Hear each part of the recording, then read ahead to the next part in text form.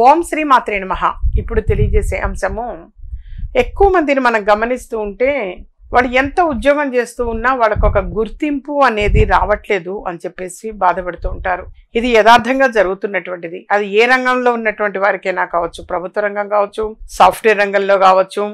ఎంతో కష్టపడి పనిచేస్తుంటాను కానీ నాకు ఒక గుర్తింపు అనేది లేదు అని అంటారు. అలాగే సీనియర్స్ వీళ్ళ పై ఉన్న వాళ్ళతోటి అంటే అధికారులతోటి బాధలు పడుతుంటారు. కొద్దిమంది ఎంత కష్టపడి పనిచేసినా వీళ్ళని మెచ్చుకోకపోయినా పర్లే కానీ క్రిటిసైజ్ చేస్తుంటారట ఎక్కువ మంది.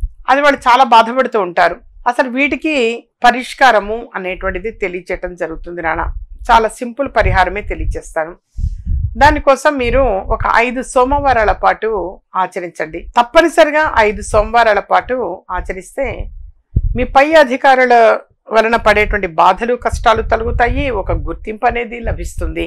ఉద్యోగంలో మీకు ఒక సాటిస్ఫాక్షన్ అనేది కూడా వస్తుంది. దానికోసం 5 సోమవారాల పాటు జిల్లేడు పువ్వులు అని చెప్పేసి మనకు లభిస్తుంటాయి. కాకపోతే జిల్లేడు పువ్వులు కోసేటప్పుడు జాగ్రత్త, కళ్ళలో పడకూడదు అంటారు, కళ్ళు పోతాయిట.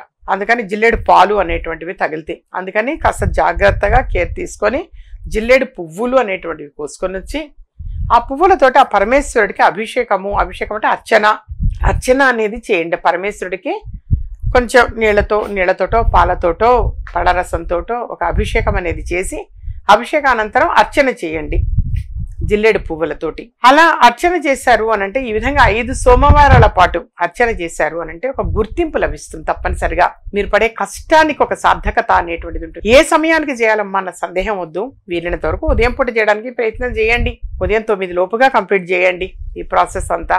అలా 5 సోమవారాల పాటు చేశారు అనంటే మాత్రం డెఫినెట్ గా మీరు పడ్డ శ్రమకి ఒక గుర్తింపు అనేటువంటిది వస్తుంది. అధికారుల మెప్పు అనేటువంటిది కూడా పొందవచ్చు. ఇది బయటికి చెప్పుకోలేరు కానీ ఎక్కువ మంది సఫర్ అవుతూ ఉంటారు. అందుకని ఈ చిన్న పరిహారం ఒక 5 సోమవారాల పాటు చేయండి నాన్న. అలాగే ఈ మార్చి నెలలో 16వ తారీఖు ఆదివారం రోజున నేను వైజాగ్లో అందుబాటులో ఉంటాను. అలాగే 17వ తారీఖు సోమవారము రాజమండ్రిలో అందుబాటులో ఉంటాను. ఈ మార్చి నెలలోనే 18వ తారీఖు మంగళవారము విజయవాడలో అందుబాటులో ఉంటాను. అలాగే ఏప్రిల్ నెల వచ్చే నెలలో 13వ తారీఖు ఆదివారము తిరుపతిలో అందుబాటులో ఉంటాను. ఆ సమీప ప్రాంతంలోని వారు ఎటువంటి సమస్య అనేటువంటిది ఉన్నా వ్యక్తిగతంగా అపాయింట్మెంట్ తీసుకొని కలవచ్చు. దైవిక వస్తువులు ఏవి పొందాలన్నా సరే అక్కడికి వచ్చి నేరుగా పొందవచ్చు.